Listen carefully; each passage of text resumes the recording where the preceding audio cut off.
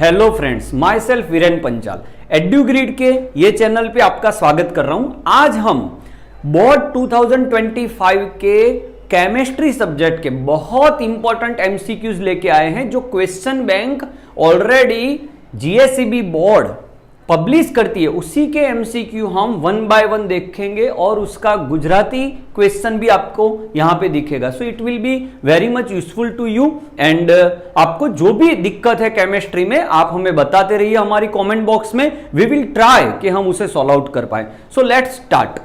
First question, which of the following unit is useful in relating concentration of solution with its vapour pressure. मतलब vapour pressure की कोई भी example में आपको पता होगा कि वेपर बनती है। वेपर है मतलब मोल फ्रैक्शन को आपको यूज करना होता है। तो आप कोई भी फॉर्मूला देख लो उसमें मोल फ्रैक्शन ही होगा। तो the answer is mole fraction. Okay, next, which of the following statement is false. Mainly आपको यही देखना होता है कि फॉल्स बताया है, तो ये देखिए फॉल्स आपको ढूंढना है। False, two different solutions of sucrose with same molality, molality same है but in different solvent will be the same depression freezing point. क्या सेम है तो डिप्रेशन इन फ्रीजिंग पॉइंट भी सेम होगा क्या? तो डेल्टा टीएफ की फॉर्मूला आपको पता है केएफ इंटू एम है, बट केएफ जो है इट डिपेंड्स ऑन सॉल्वेंट। अगर आपने सॉल्वेंट डिफरेंट लिया है तो सिंपली केएफ की वैल्यू चेंज हो जाएगी। तो फिर मोलालिटी सेम होने के बावजूद डेल्टा टीएफ आपका सेम नहीं होगा। ये बता रहे हैं सेम होगा, तो ये स्टेटमेंट आपका गलत है। Okay, so answer is a. Very conceptual points. Next, the value of Henry constant KH is. तो KH का कोई भी क्वेश्चन आता है, इतनी बात याद कर लो आप, KH is directly proportional to the temperature, is directly proportional to the slope of graph अगर ग्राफ दिया है तो, और inversely proportional to the solubility of that gas। इतना सिर्फ आपको याद रखना है। तो आप देख सकते हो value of KH is greater for gases with higher solubility. नहीं, सोल्युबिलिटी हाई होगी तो KH की वैल्यू कम होगी।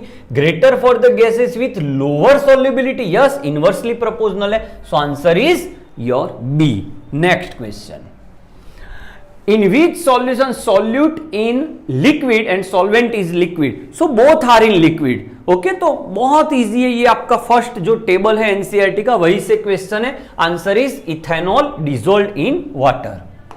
Next, the pressure required for reverse osmosis is quite high.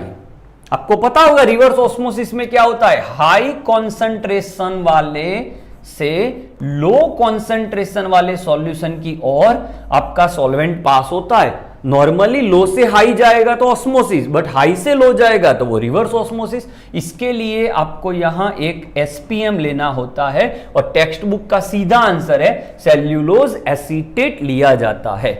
Next, which mixture shows negative deviation.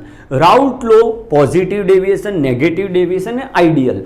अगर सेम सीरीज के हैं, hello alkane के दोनों है तो वो आइडियल है, हेलो एरिन के दोनों है तो वो आइडियल है, बेंजीन टोल्यूइन है आइडियल है, हेप्टेन हेक्सेन है आइडियल है, सेम सीरीज है। अगर वहां पे बॉन्ड क्रिएट फॉर्म हो रहे हैं तो negative deviation, like aniline plus phenol. तो एनिलीन और फिनॉल के बीच में हाइड्रोजन बॉन्ड होता है, इसके कारण वेपर प्रेशर कम हो जाता है। सो ये नेगेटिव डेविएटेड होता है। So answer is this is positive deviated. Benzene and toluene as we know it's ideal.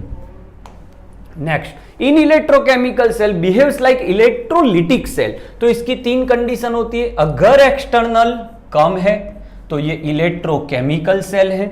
अगर आपका ई एक्सटर्नल इक्वल्स टू 1.1 है तो समझ जाइए ये सेल स्टॉप हो जाएगा, डू नॉट वर्क। अगर ई एक्सटर्नल बाहर से आपने ज्यादा वोल्टेज दे दिया तो ये इलेक्ट्रोलिटिक सेल बन जाएगा। यहां पे electron anode to cathode and current cathode to anode जाता है। यहां इलेक्ट्रॉन और ये करंट जबकि यहां उल्टा हो जाएगा, cathode to anode and anode to cathode. Next question, what is the true for reaction this for ZnCu electro, मतलब इलेक्ट्रोकेमिकल सेल है, इलेक्ट्रोकेमिकल सेल है, जिंक अपने आप को ऑक्सीडाइज करवा रहा है, तो यस ये इलेक्ट्रोकेमिकल सेल ही है, मतलब आपका एक्सटर्नल वोल्टेज कम होगा, इसीलिए तो ये इलेक्ट्रोकेमिकल सेल बन रहा है, और रिएक्शन भी आपको बता रही है कि सही है।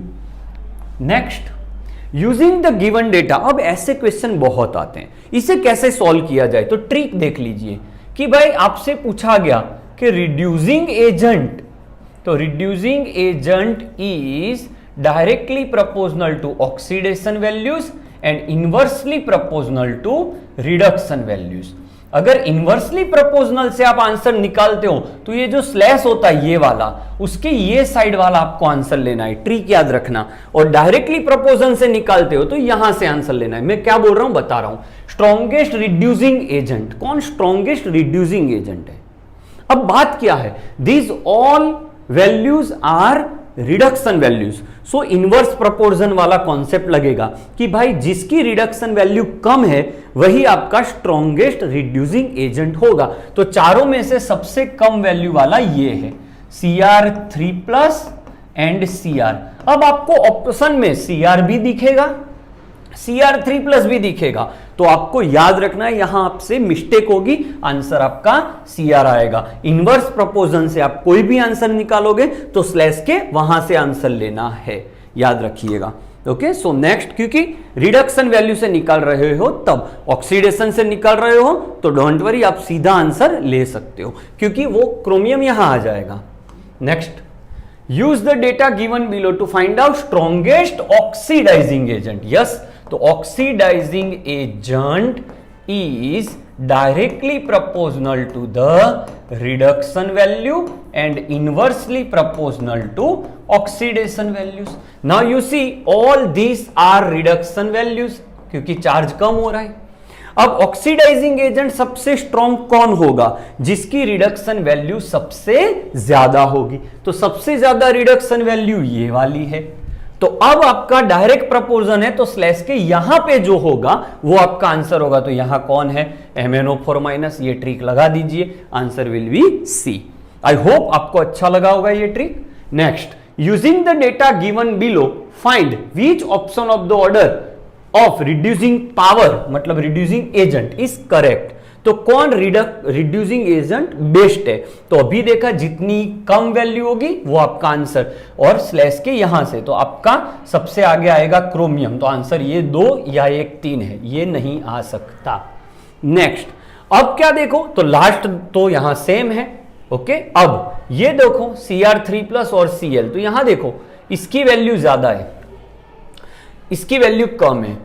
रिड्यूसिंग पावर है तो रिड्यूसिंग पावर 1 देखा जाता है रिडक्शन वैल्यू, तो इसकी ये दोनों में इसकी रिडक्शन वैल्यू कम है, तो ये आगे आएगा, और यहां स्लैश के यहां से लेना है, तो यहां chromium then chromium 3+, so your answer is B.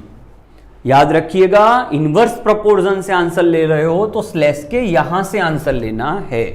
Okay, next, use the data given below, find out the most stable ion in its reduced form। मतलब रिडक्शन होने के बाद कौन स्टेबल होगा, तो सीधी बात है जो रिड्यूस होना चाहेगा। कौन रिड्यूस होना चाहेगा, जिसकी रिडक्शन वैल्यू ज्यादा है। तो कहां किसकी रिडक्शन वैल्यू ज्यादा है, ये है सबसे ज्यादा रिडक्शन वैल्यू, तो ये रिडक्शन होके Mn2+ बनेगा, तो Mn2+ ये ज्यादा स्टेबल होगा।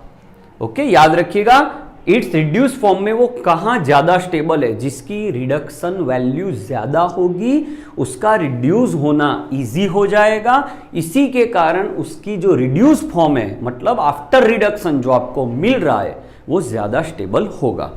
Next, use the data given below, find out most stable oxidising species. मतलब कि भाई ऑक्सीडेशन करना कौन पसंद करेगा, तो जिसकी रिडक्शन वैल्यू काफी कम है, तो सबसे कम रिडक्शन वैल्यू ये वाली है। ओके, अब तो ये वाली है तो आंसर ये आएगा, ये आएगा, बट क्रोमियम 3+ तो रिड्यूस हो रहा है, हमें तो ऑक्सीडाइज करना है, तो Cr जब ऑक्सीडाइज होगा तो Cr3+ बनेगा, ओके, तो ये स्टेबल होगा क्योंकि उसे ऑक्सीडाइज होना है। क्यों सर? क्योंकि रिडक्शन उसे नहीं होना, नेगेटिव है। रिडक्शन में नेगेटिव वैल्यू मतलब ऑक्सीडेशन में पॉजिटिव वैल्यू। ओके, और उसका मतलब उसे ऑक्सीडाइज होना है। Next, for a cell reaction in electrochemical cell spontaneous reaction कब होती है? वेरी इजी, स्पॉन्टेनियस वो तब होगा जब डेल्टा जी की वैल्यू नेगेटिव होगी। Last question, for this concentration of Cu2+, अगर आप डिक्रीज करोगे तो सेल पोटेंशियल में क्या होगा? तो नर्नस्ट इक्वेशन लिखते हैं, E = E0 - 0.059 divide by n log product Zn2+ bye reactant Cu2+। ये हो गया। अब आपसे पूछा गया कि अगर Cu2+ को डिक्रीज किया जाए, मतलब ये अगर डिक्रीज होगा तो सीधी बात है डिनोमिनेटर डिक्रीज हुआ तो ये पूरी वैल्यू इंक्रीज हो जाएगी। ये इंक्रीज हुआ मतलब आपका नेगेटिव वैल्यू इंक्रीज हुआ। नेगेटिव वैल्यू इंक्रीज होगी तो सीधी बात है ये वैल्यू आपकी डिक्रीज होगी क्योंकि नेगेटिव वैल्यू बढ़ रही है। ओके, तो बहुत अच्छे अच्छे क्वेश्चंस हैं। आज हमने देखे only 15 MCQ। Each and every video you will get 15 MCQ of this question bank published by, it is not published by other office like DO or something. This is published by GSEB board and it is very much important to you. Thank you for watching and subscribe our channel. Thank you.